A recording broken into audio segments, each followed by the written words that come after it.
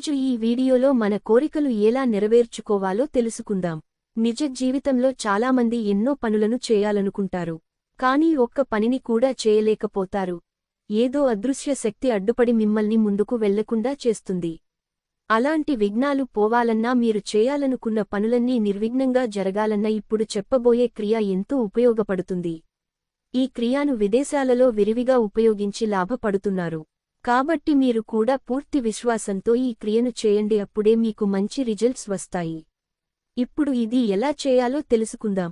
ఈ క్రియను సాయంత్రం సమయంలో లేదా పడుకునే సమయానికి ముందు శుచి శుభ్రతతో తూర్పు వైపు లేదా ఉత్తరం వైపు కూర్చుని ప్రశాంతంగా కళ్ళు మూసుకుని మీ ఇష్ట దైవ ప్రార్థన చేయండి.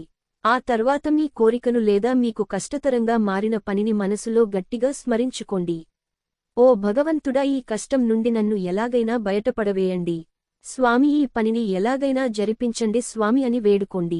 ఆ తర్వాత ఒక ప్లాస్టిక్ లేదా గాజు సీసా గాని పాత్రను గాని తీసుకొని దాంట్లో ఒక స్పూను కళ్ళ ఉప్పును వేసి కరిగే వరకు కలపండి. ఆ తర్వాత ఒక తెల్ల పేపర్ను తీసుకుని దానిపైన మీ పేరును 3 సార్లు రాయండి. ఆ తర్వాత మీ కోరికను మీ పేరు కింద రాయండి లేదా మీ కష్టాలను రాయండి. ఈ పేపర్ను మీ వైపు మడత పెట్టండి. ఈ పేపర్కు అగర్బత్తి ధూపాన్ని పట్టండి. ఆ తర్వాత ఈ పేపర్ను ఉప్పు కలిపిన సీసాలో మెల్లగా ముంచండి. ఆ తర్వాత ఆ సీసాకు మూతను బిగించండి. ఆ సీసాను లేదా పాత్రను దైవ సన్నిధిలో ఉంచండి. లేదా మీ గృహంలో నైరుతి దిక్కున నిలబెట్టండి.